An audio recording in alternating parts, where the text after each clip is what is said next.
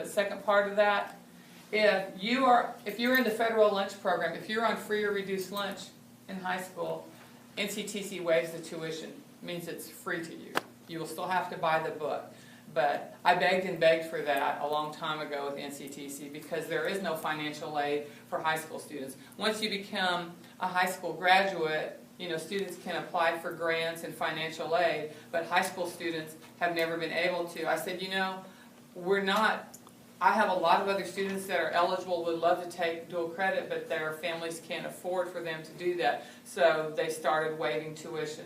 So you have to ask your counselor, and you'll find that out later, that once you're a high school student and you want to take dual credit, if you're in the free or reduced lunch program, you can take that class for free. Is it time for them to go? Oh, okay. Okay, well, I never know. We have your transcript. We know you're ready as far as testing scores you need. The last step that you have to do is get that form. You have to fill it out. Your parents have to initial and sign it because I can't read from here. But basically, if you take a college class while you're in high school as dual credit, one of those lines says you have to have at least get a C in that class to be able to continue the following semester. NCTC is not going to allow you to register. If you take a class in the fall and you got a D in it, we're not going to let you register in the spring because maybe you're not ready with that D. Maybe you're not ready for college at this point. Maybe you need to go back to concentrating on high school. Students fail college classes for all kinds of reasons, and I would think the biggest one is that they're not ready for the rigor. They're not ready for how tough it is, and they're also not ready to be self-disciplined. Meaning, think of you guys at your house. Do y'all just automatically clean your room or wash the dishes, or does somebody have to tell you to do it? That's whenever I think of social behavior and maturity.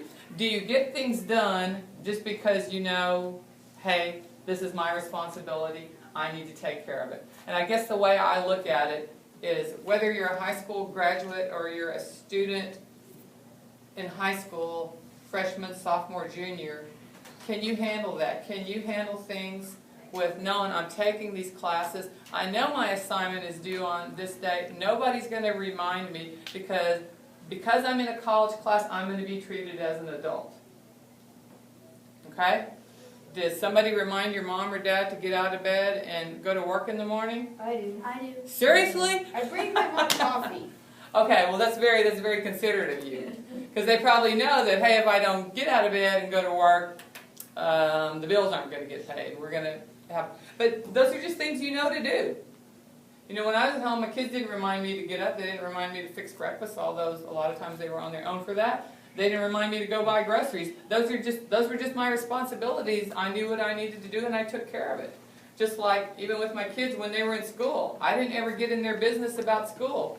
I only got in their business if I didn't like their grades on their report card, and I pretty much 99% of the time didn't have to deal with that because, as I told them, you take care of your business and do what you're supposed to. Fine. I know you are responsible, and I'll let you take care of it. But I'm your parent, and it's my responsibility to intervene if you're not doing what you need to be doing. So college is going to be a little bit different because once you start taking a college class and your parent says, "Oh my gosh, you got a 65," because at Northwest ISD, your college grade goes on your high school report card. Your parent's not going to be able to talk to anybody at NCTC. They can talk to you and tell you better talk to your instructor and find out what's going on. Because, hey, I didn't turn that in assignment because we had a track meet that day. The college instructor's not going to care about that. Again, because you made a choice to sign up for this college class, and again, think about the fact that it could cost you a couple of $1,000s. Would you just blow that off? No. Your grades right now, even your grades in 8th grade, your grades are worth money to you. I say look at your grades and what you're learning as a paycheck. Now, does that sound like a crazy thing for me to say? Why? Your grades are potentially your paycheck. Because once you learn, like, the better the better college you get into, the better higher standards you have. Like the more you learn, the better job you'll get, and the better job you'll get, or eventually will be your paycheck. That's exactly right. And I can say this too because, again, I've been a high school counselor for a long time. My students, and I will tell you, my students that were the most successful at school weren't necessarily the smartest in their class. They were the ones who worked the hardest. They got in the top 10% of their graduating class. And in Texas, have y'all heard of the top 10% rule? If you graduate in the top 10% of your graduating class, you can be admitted to any public university or college in Texas. You still have to meet some college readiness standards, and of course you still have to apply. But if you're in the top 10%, I always have to make a disclaimer because at UT in Austin it's now the top 7%. So just imagine that. And there have been people that have filed lawsuits that that's not fair. That, hey, my SAT or ACT score is a lot better than this student who got in just because she's in the top 10%, and I'm going to just use Northwest. And she just goes to Northwest High School, and our high school is a lot tougher. I'm being silly, of course. But they have done research on this, and what they have found is that those students that get admitted to those four-year colleges because they were in the top 10% didn't necessarily have the best test scores, and when I say test scores, I mean the SAT or the ACT, but they had better, how do you get in the top 10%? What's that based on? Working harder. Grades. It's all your grade point average. So they're in the top 10% based on their grades overall. When they've done the research, they found that those students that are in the top 10% are more successful in college. Why do you think that? Because you're smart. No, remember I said those other students had better test scores. They had better SAT or ACT scores. Better effort. What else? More determined. More determined. Responsible. Y'all remember those words. That better effort, that determination, that persistence, all of those things, being responsible, that's going to be what makes you successful right here. That's the thing that makes you successful in college. And that's going to be what makes you successful in whatever career you choose. Period. I kind of like the end of the story right there. So remember those things. And again, this is just a form that your counselor is going to sign off on. And you can just go because they don't need to know these registrations. It's going to make you or help you be successful in college. Managing your time, and I told some students, when you have your TV on and your book open, that's not necessarily studying.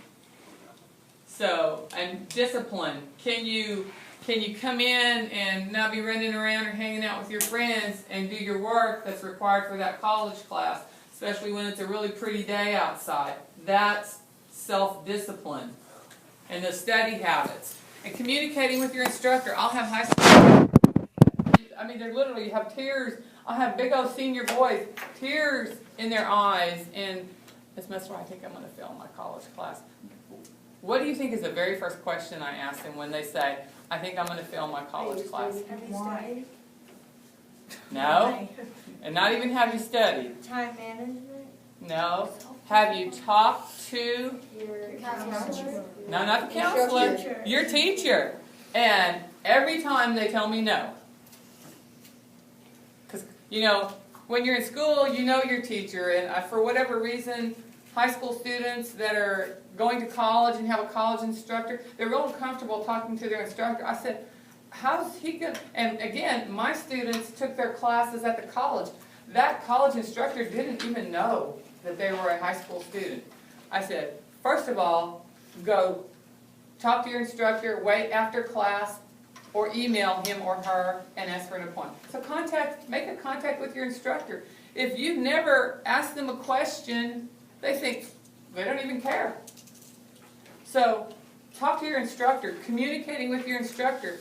If you have a question here, if you have a question or didn't understand something, what would you do? Okay, you would ask. Same thing applies to college. If you don't get it, ask. They're teachers too. But they don't know you don't get it if you don't communicate with them. So that's really important. A lot of times students think that they're just real intimidated by college instructors and they're afraid to ask. You might not like the answer you get, but you still need to ask the questions, okay? Can you go to the next slide? And I really was freaked out. My first college class was a college U.S. history class, and the professor said, your grade is going to be based on 3 exams. And that was it. The whole semester. The whole semester. That was it. I was like, oh my gosh, 3 exams. There's no projects, there's no assignments, there's no anything. A lot of students right out of the water. Because the next question students will ask is, you know, like the makeup test, and they'll go, whatever. You know, they're like, what do you mean a makeup test? There are no makeup tests.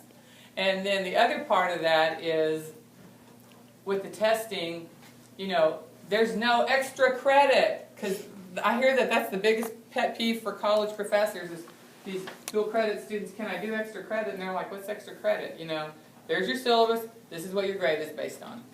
And you know, if you're taking a college English class, there's going to be a lot of writing assignments, but I just want you to look at some of the differences that are going to be between high school and college. You can go to that next slide. So, is to try, because in order for you to be successful in your life, you're going to have to be able to make those decisions for yourself and do things on your own. And that's the bottom line, because I do get lots of phone calls from parents asking me about filling out the college application. And I did that as a high school counselor where they're filling out a scholarship application, and I would always tell them, your son or daughter is the one that's going to be going to college. It would really be better if they did this. But they're really busy. I understand that, but they're the one that, and I would like my mom to come over to my house and clean it and cook my meals, but she doesn't do that, and she'd probably think I was crazy if I asked her. And on that same token, we sometimes have parents that want to do the work for their students. That's not going to help you be successful, is it? It's going to help you be dependent and probably pretty helpless. Okay. And this just shows how to find the schedule, because for whatever reason, students have a very difficult time finding where the schedule is to see what classes are available. And this is not going to be a big deal for you, because your counselor is literally, here's English 1301, and this class is on Monday and Wednesday at 7 a.m. Here's another one, really there's one at 7 a.m. And here's another class of English, and it's at 4 p.m. on Tuesdays, or here's another one if you want to take a class online. So they actually will give you a list of classes to choose from, and then they'll fill it out on that form that I showed you earlier. They'll write in that the student is going to take English 1301, and then the section, because the section tells me what time it needs to be. And that's, so you actually will go through your high school counselor and doing all these things. Okay. And I cut out the other slides, but that's kind of an overview of dual credit. But what I really want y'all to think about is not so much just college, but do you have any idea what you want to do? Yes. Career-wise? Yes. Good for you. They are tired of me asking and hounding them. Well, but good, because you know, when students ask me, when they come into my office or call or email me, I'll say, well, what do you want to study? Because the most popular answer, well, I just want to get my basics. And I'm thinking, your basics for what? And I think that's just a cop-out kind of answer, because they really don't know. If you invest some time right now, and I don't know if you do any kind of, if you really don't know, find somebody. You could pick up the phone and call somebody. You probably have plenty of relatives, family, friends, that if you know somebody that has a career like something that you're considering, ask them what they like about their job, what they don't like about their job. I can remember whenever I was in college, you know, I was always interested in health and nutrition, and I went and volunteered. I was probably the youngest, I don't know what they call the pink lady things, because most of those ladies, I went and volunteered in a hospital one semester, and you know what I figured out? Oh my gosh, I don't ever want to work with sick people. But I would have not known that if I hadn't done that. So volunteer work. Get involved. When you're in high school, I can tell you, when you start thinking about applying for scholarships, even applying to college, they want to know what you did. They don't want to know that just, hey, I have a 4 point whatever GPA and I'm in the top 10%. What did